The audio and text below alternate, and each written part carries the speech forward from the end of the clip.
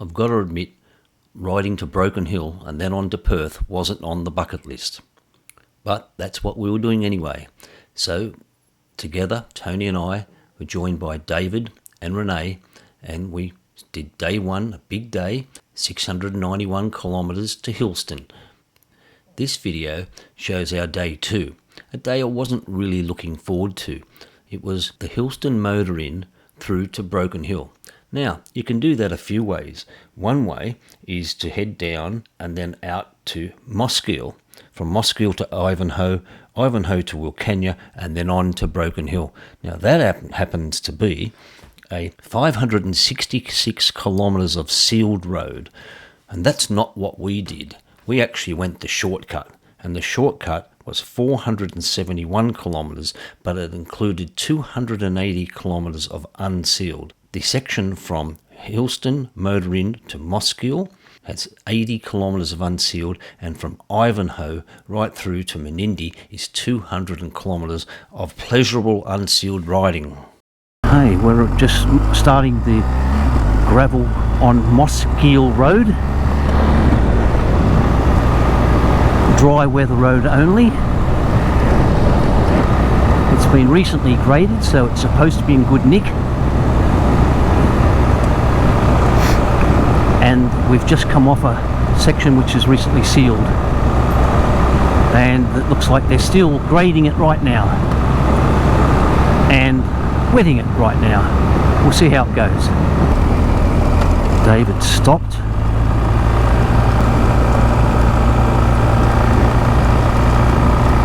So it's a dry weather road only. That's why we're saying they're wetting it, and that's why we're saying what's going on. It's slippery as don't go too slow, it's only a bit further. I'm wobbling around.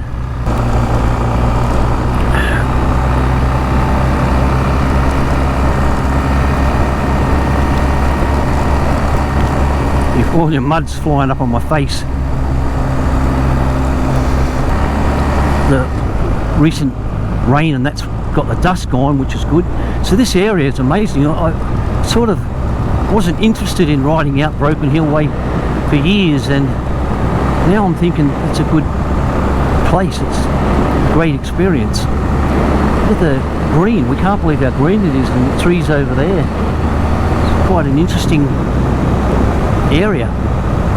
We've just left Hillston, and that was a nice town. I was surprised by it. The accommodation was great. It was Hillston Motor Inn. The ladies, the people there were very, very nice, and there was two pieces of rocky road to greet you with. So it's 71 kilometres to the T intersection where we'll be regrouping. We were surprised yesterday how green it was riding out here, and the canola farms were enormous. The further we went, the bigger they got, and very rich looking. So every now and then it's a little bit clayish. We saw a lot of red clay yesterday as well, particularly from Lake Cargelligo to here, very red. You can see it's been chopped up, the road's been chopped up a bit here. I'm sitting a bit close. We've got this sealed section. Middle Billabong Creek. Water.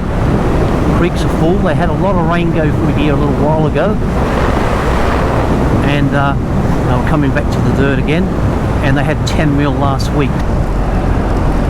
Another wetter area. Just finding the driest line is the aim.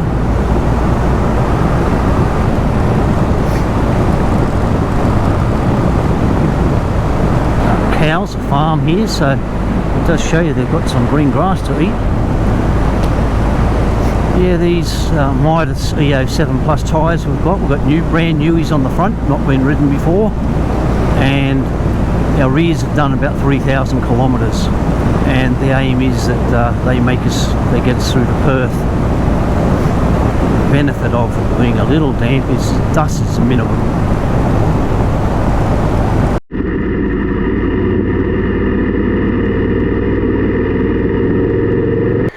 Here, just stopped.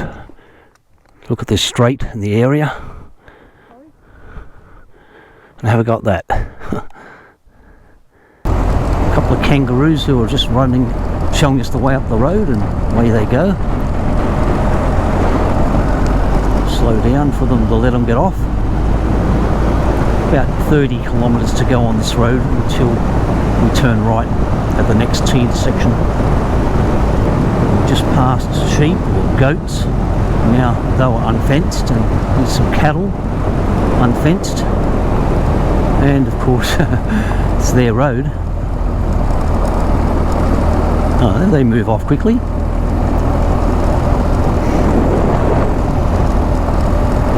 Yeah, he's right. Yep. I've just got 2 kilometres now to go to the Cobb Highway, and I can see the sign ahead. We stop at the end of Mossgeil Road for David to take a photo, and this is 99 kilometres from Hillston. It's 50 kilometres along this Cobb Highway to Ivanhoe.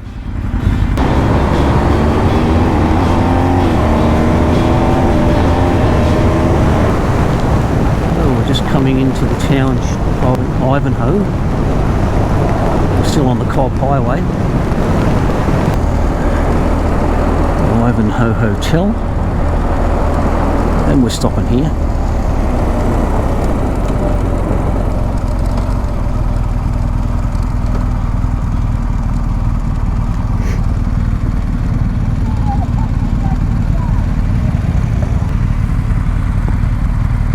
Cafes for sale, looks closed.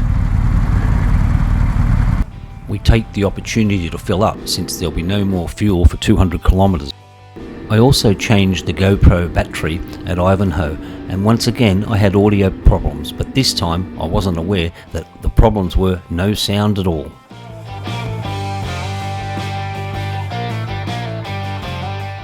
Ivanhoe and Menindee Rd, 200 kilometres unsealed. You've got to check this one to make sure she's open, because if it's been raining beforehand, it's likely to be closed.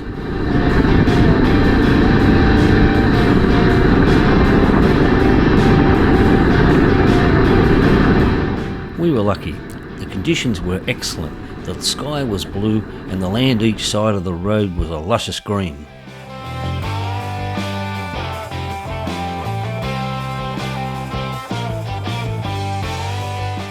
We had inside information on the road quality. Renee's sister, she lives at Broken Hill, and that's where we were staying for the next 3 nights. We did know there was a lot of rain out here a short while ago, and the road had been graded, and clearly they're still working on grading the road and getting it back into top condition.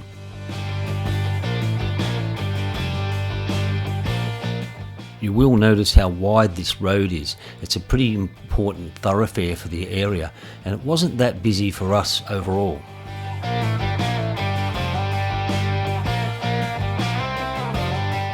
Just like Mossgeil Road, the scenery does change a bit, and there are a few short pieces of bitumen. The big difference is, however, this is 2.5 times as long. It's interesting because the road's mostly straight, but I do remember having a conversation with Tony that I'd much prefer to be riding along this than along the highway out through Wakanya.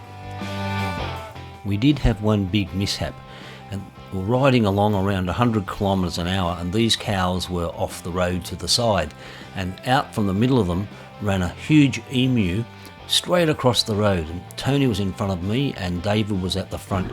David slowed down, but unfortunately the emu was targeting him, ran straight into his panniers and knocked his bike sideways and spun it round. David was okay. He didn't know until later that he was pretty well bruised, and his panniers took a bit of a scratching on one side and bent the framework on the other, which he was able to panel beat when we reached Broken Hill. Two big takeaways from riding this road. One, the surface continuously changes, so one minute you think, oh, this is really smooth, and next minute it might be sandy or rough.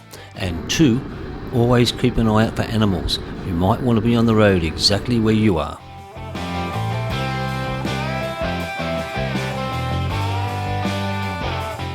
This was the only sandy section, which only went for a few kilometres. Occasionally Tony got a little bit wobbly, but other than that it was pretty good.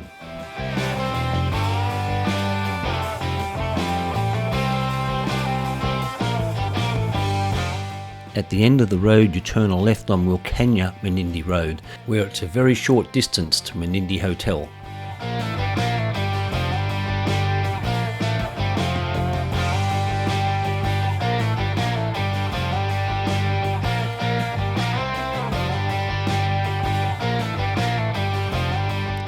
On the way into Menindee there is a population 550 sign, and we stopped for a little snack at the Maiden's Hotel.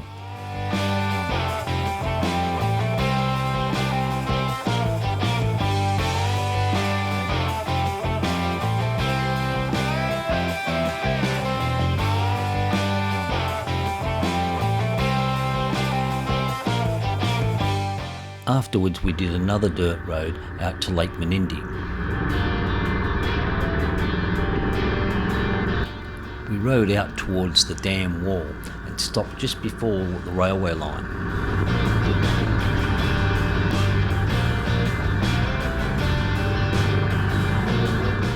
Menindee Lakes was a bit of a surprise. It looked huge. It's actually 475 square kilometres.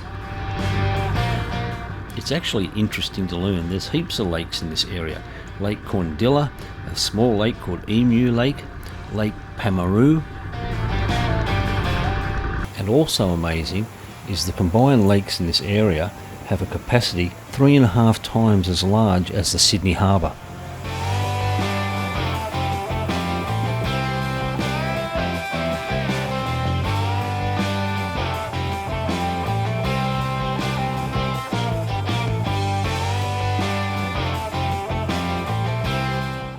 Continued on the quality surface of Menindee Road, and you can see how David's moving to the right to stay away from these sheep in case one runs out on the road.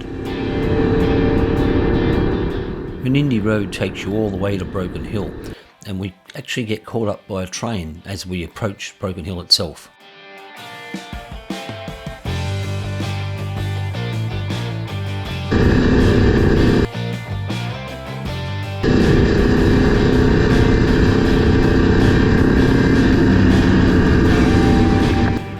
Right up to the Line of Lode Miners Memorial, which is an icon for Broken Hill and the mining industry. It's amazing from the Broken Hill city streets how you can look up to this like mountain of dirt, which is looking up to the Line of Lode. It's synonymous for the city.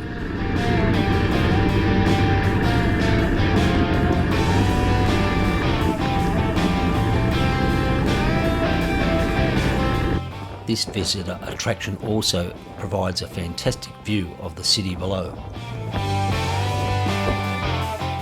It's a memorial to the 700 plus miners who have died since the 1800s when the mines began.